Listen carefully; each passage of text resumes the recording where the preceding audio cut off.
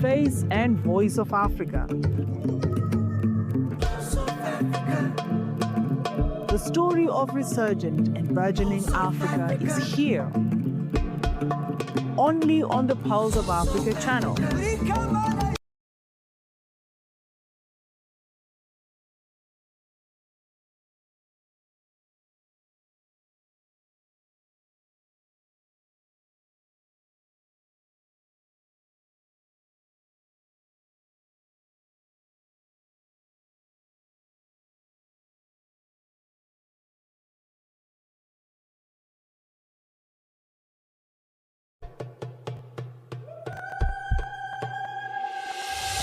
This is Pulse of Africa,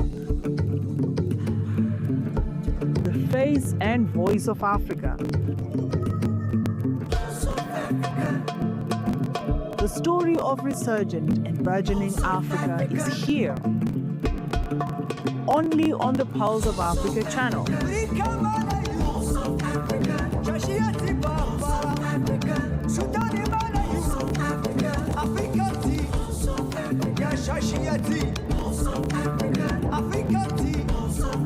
Pulse of Africa, the face and voice of Africa.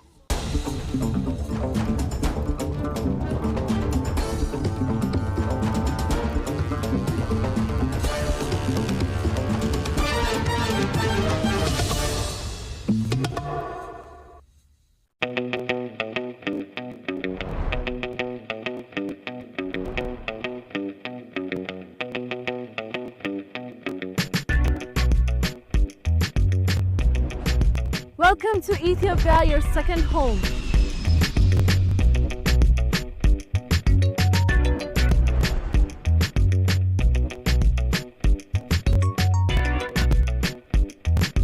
As you gather for the 48th Ordinary Session of the Executive Council and the 39th Ordinary Session of the AU Assembly, the vibrant city of Addis Ababa opens its arms to you. This year, leaders from across the continent unite under the powerful theme, assuring sustainable water availability and safe sanitation systems to achieve the goals of Agenda 2063. Together, we embark on a journey of meaningful discourse and shared visions for a brighter future. But it's not just about discussions within these esteemed halls. As you can see, the streets of Addis Ababa are alive with transformation, all ready to welcome you. Don't miss the iconic Adwa Victory Memorial, a symbol of resilience and pride commemorating Africa's triumph over colonialism. It stands as a testament to the determination of a people ready to defend their sovereignty. Once again, a very warm welcome to Addis Ababa, a city in motion and a destination that feels like home. Together, let's shape the future.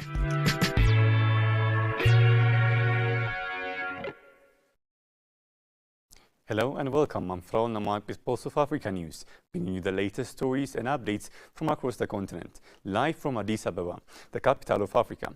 Let's start with the AU Executive Council session set to open tomorrow in Addis Ababa. The 48th Ordinary Session of the African Council of the African Union is set to open tomorrow, 11 February 2026, at the African Union headquarters in Addis Ababa, Ethiopia.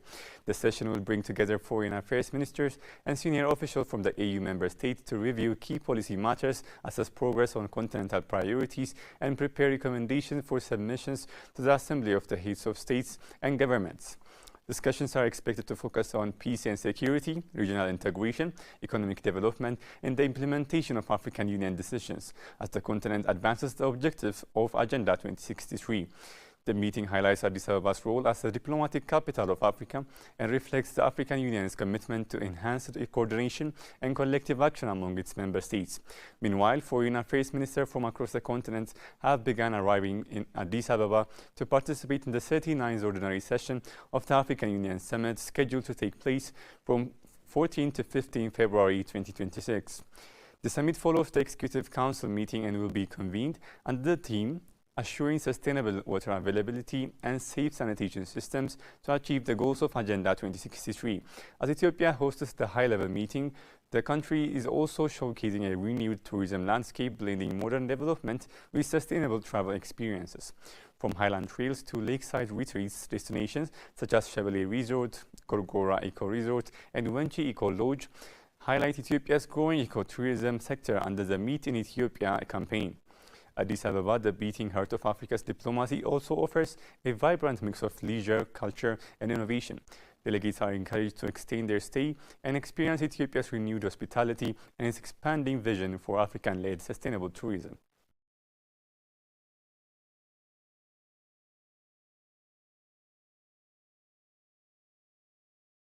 Africa has made significant progress in regional infrastructure development under the first 10-year implementation plan of Agenda 2063, exceeding financial targets and expanding connectivity across the continent. According to Amni Idris Adum, Director of Infrastructure and Energy Industrialization, Trade and Regional Integration at the African Union Summit, African Union Commission, talking to POE, Adum said the continent surpassed its initial infrastructure financing goal by a wide margin. While the Program for Infrastructure Development in Africa initially aimed to mobilize $15 billion, African Union member states ultimately committed more than $84 billion.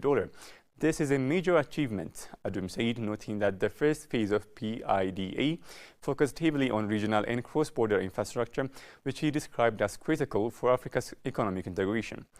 According to the AU official, the investment have led to the construction of numerous trans-border roads, expanded electrification, improved access to water, and a dramatic increase in digital connectivity. Internet access through fiber optic infrastructure has grown sixfold, supported by projects such as the Trans-Saharan Optical Fiber, particularly in the Sahel region. We really have overachieved even the financial objective. Financial objective was to mobilize about $15 billion, but member states have put more than $84 billion actually on the table. Through that, obviously, we have really built a certain number of roads, especially trans-border roads. This is extremely important. We have multiplied by about 6 the access to internet through the fiber with projects like the Trans-Saharan Optic Fiber. That's mostly in the Sahel region. We have as well achieved a lot in the area of electrification, especially, but also in the area of access to water. I would say that the objectives of the first generation of PIDA PAP 1, Program for Infrastructure Development in Africa, Priority Action Plan #1, was achieved. While acknowledging that several projects are still under construction, Adum said the Priority Action Plan 1 has largely met its objectives. Energy remains a central pillar of the second phase. The AU is rolling out a continental power system master plan, which aims to increase Africa's electricity generation capacity from the current 250 gigawatts to about 1,200 gigawatts by 2040. Equally significant is the push to establish an African single electricity market, which would link the continent's 5 regional power pools to enable cross-border electricity trade. In the second, actually, 2 things for electricity. We come with what we call the Continental Power System Master Plan, which aim to multiply by 5 the electricity power generation capacity by 2040. That's what we are doing.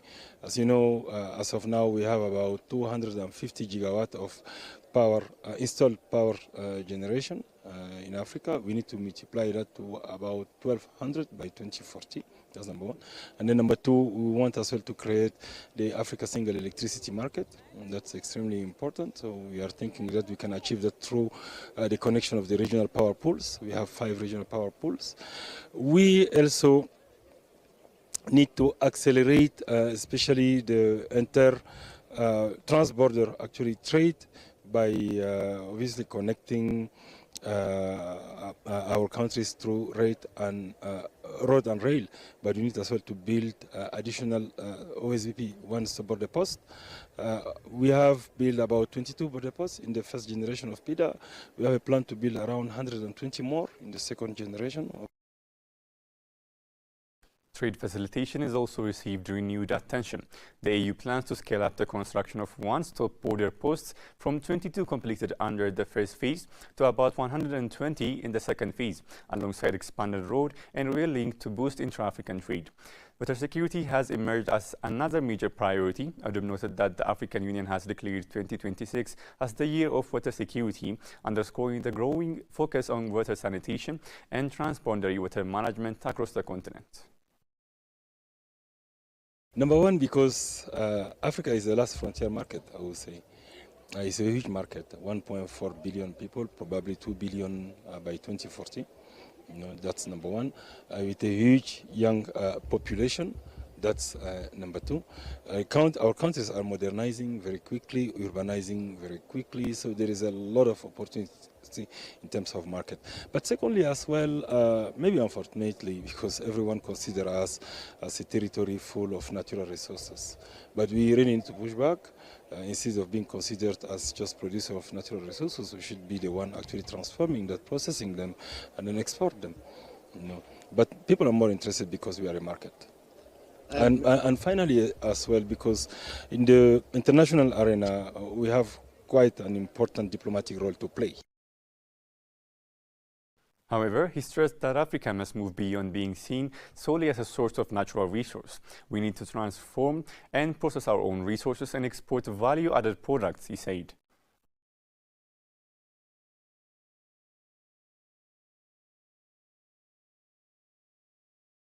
Angola's president and several African Union representatives called for a ceasefire in the conflict-plagued Eastern Democratic Republic of the Congo after meeting with the DRC President Felix Tshisekedi in Luanda. The resource-rich region, which borders Rwanda as well as Burundi, has been beset by decades of continual conflict. Angolan President and AU Chairperson João Lourenço called on the parties to the conflict in the DRC to declare a ceasefire to take effect on a date and time to be agreed and accelerate the implementation of the ceasefire verification mechanisms agreed in Doha on 14 October 2025. Tshisekedi signed the statement alongside Togolese leader Faure Gnassingbe and former Nigerian President Olusegun Obasanjo, appointed respectively as AU mediator and facilitator of the DRC peace process. The leaders also threw their weight behind the US-brokered peace agreement and said Angola would be mandated to initiate consultations with all interested Congolese parties. Qatar has been mediating between the Congolese government and the M23 for several months, and a commitment towards a ceasefire was signed in July. In a parallel effort, the DRC and Rwanda formalized a US-brokered peace deal in December in Washington.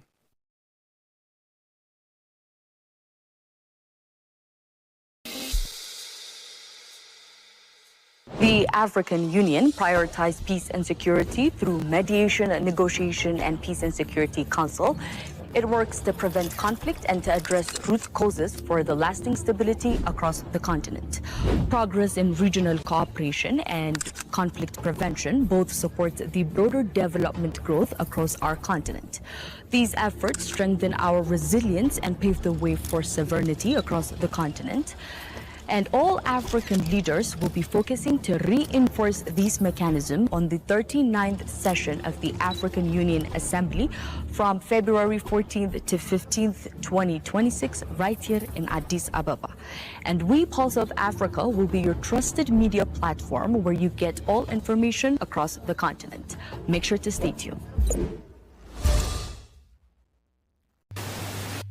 If you don't tell your story, it will be told by others. They'll talk of hunger, they'll talk of war, they'll talk of conflict, but they'll not say the things that are happening in Africa that are positive.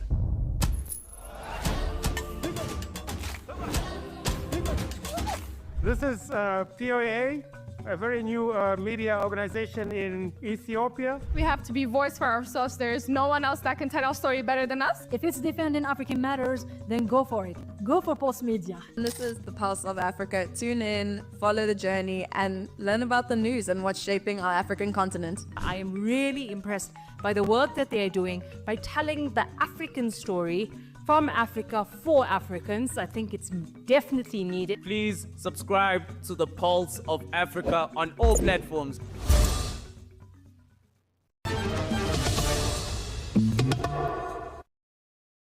Tunisian President Kais Saied has stressed that Tunisia needs effective implementers, not just new laws, as the country pushes forward with reforms. Speaking during a meeting with Prime Minister Sara Zafarani at the Carthage Palace, the President said meaningful change depends on committed actors who apply laws selflessly, not merely on legal text. President Said warned against what he described as legislative and institutional inflation, calling it a waste of public funds. He emphasized the need for regulatory measures to protect citizen purchasing power, curb rising prices, and combat speculation and reduce unnecessary imports. On investment laws, the President said priority must be given to social justice and addressing the root cause of the stalled implementation, pointing to corruption and the influence of administrative lobbies as key obstacles. He added that reforms will continue until a new generation assumes responsibility. President Said concluded by highlighting the determination of Tunisia's youth, citing their voluntary efforts during recent floods as a sign of hope, and reaffirmed that tangible achievement, not rhetoric, are what Tunisians expect.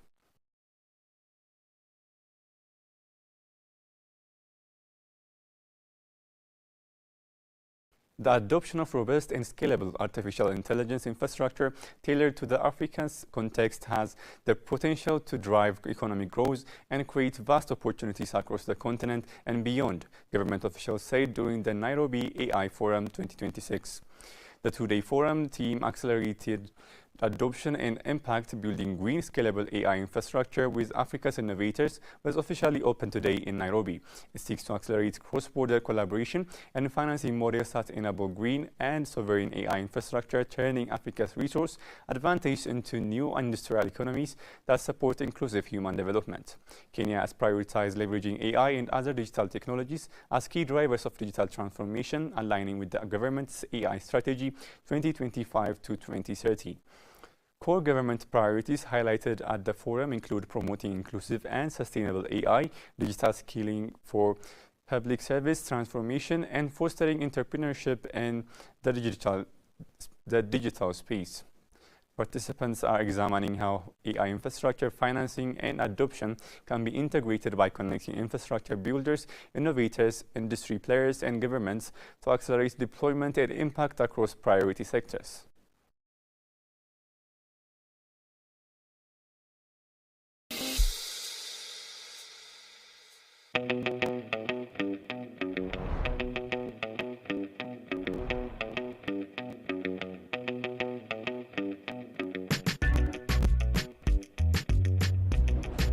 Welcome to Ethiopia, your second home.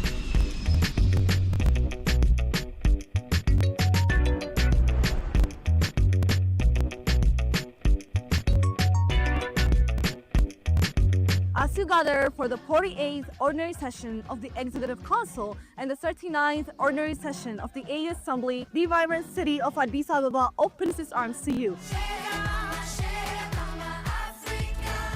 This year, leaders from across the continent unite under the powerful theme, assuring sustainable water availability and safe sanitation systems to achieve the goals of Agenda 2063. Together, we embark on a journey of meaningful discourse and shared visions for a brighter future. But it's not just about discussions within these esteemed halls. As you can see, the streets of Addis Ababa are alive with transformation, all ready to welcome you.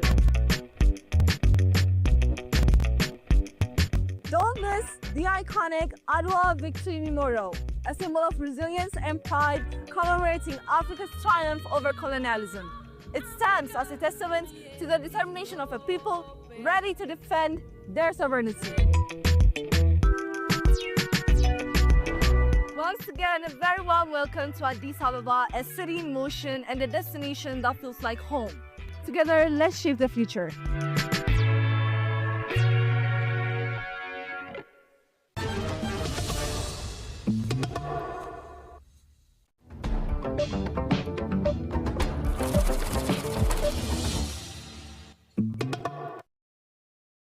Moving on to business news, Ethiopian Airlines, Africa's largest carrier, has announced revenue of $4.4 billion for the first 6 months of the 2025-26 fiscal year, a 14% increase compared to the same period last year. Group CEO Mesfin Assaw said the strong performances reflect sustained growth across passenger services, cargo operation, and fleet expansion. The airline transported 10.64 million passengers on domestic and international routes and now serves 145 international destinations, including 3 newly launched routes. We have opened 3 new destinations and we have expanded our international network. We have added 7 aircraft into our fleet and increased our capacity. The number of passengers we carried during the 6-month period was 10.64 million, which is at par with the plan, but 11% growth compared to last year. In terms of cargo, we carried 451,000 tons of cargo, which is 4% higher than the plan and 19% growth compared to last year. In terms of revenue, we generated $4.4 billion during this first half-year period, and it is 2% higher than the plan, while 14% growth compared to last year. The airline's fleet has expanded to 170 aircraft, including private jets, further consolidating its position as Africa's leading aviation group. Cargo operation grew significantly, with 451,000 tons transported, highlighting Ethiopian Airlines' expanding role in regional and global logistics. Revenue from the sale of spare parts reached $2.5 million, while the company invested 260 million birr in voluntary and community development initiatives. We have been implementing several infrastructure development projects, and the biggest one was the Bishoftu International Airport. We have completed the construction of the resettlement residential houses, and the livelihood restoration program is more or less completed. We have completed an expansion and decoration project at Bole International Airport. We have commissioned a new premium class lounge at Bole International Airport. On infrastructure, the recently inaugurated Bishoftu International Airport project is progressing rapidly, with completion expected by January 2027. Mesfin emphasized that these achievements strengthen Ethiopian Airlines' operational capacity, infrastructure, and long-term strategy, reinforcing its leadership across Africa's aviation sector.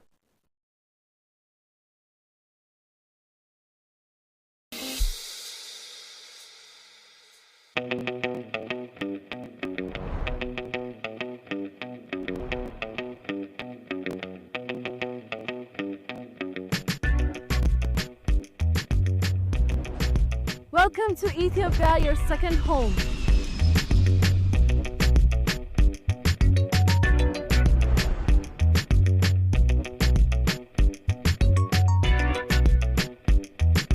As you gather for the 48th Ordinary Session of the Executive Council and the 39th Ordinary Session of the AU Assembly, the vibrant city of Addis Ababa opens its arms to you. This year, leaders from across the continent unite under the powerful theme, assuring sustainable water availability and safe sanitation systems to achieve the goals of Agenda 2063. Together, we embark on a journey of meaningful discourse and shared visions for a brighter future. But it's not just about discussions within these esteemed halls. As you can see, the streets of Addis Ababa are alive with transformation, all ready to welcome you. Don't miss the iconic Adwa Victory Memorial, a symbol of resilience and pride commemorating Africa's triumph over colonialism. It stands as a testament to the determination of a people ready to defend their sovereignty. Once again, a very warm welcome to Addis Ababa, a city in motion and a destination that feels like home. Together, let's shape the future.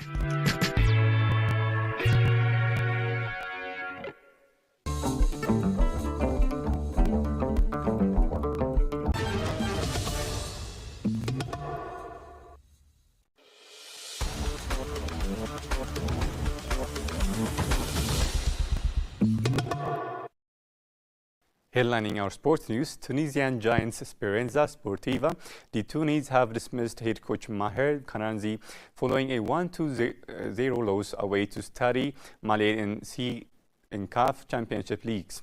The club announced the decision on Sunday evening, ending Kanzari's tenure amidst growing pressure over inconsistent performances and results in continental competition. Esperance President Hamid Medeb confirmed that a new technical team would be unveiled in the coming days. The defeat in Bamako left Esperanza's quarter-final qualification uncertain, intensifying scrutiny of the team's form. Kanzari, who took over in March 2025 from Romanian coach Laurentiu Reginkampf, struggled to bring consistency to a squad expected to contend for continental honours. Critics cited tactical instability and a decline in technical performance under his leadership. With the next fixture against Pitero Atletico of Angola set to determine the Champions League, Esperanza's management now faces an urgent task to stabilize the team. The club, Africa's most successful with 4 CAF Championship Leagues titles, and its supporters expect the incoming coach to restore momentum and lead the team deep into the competition.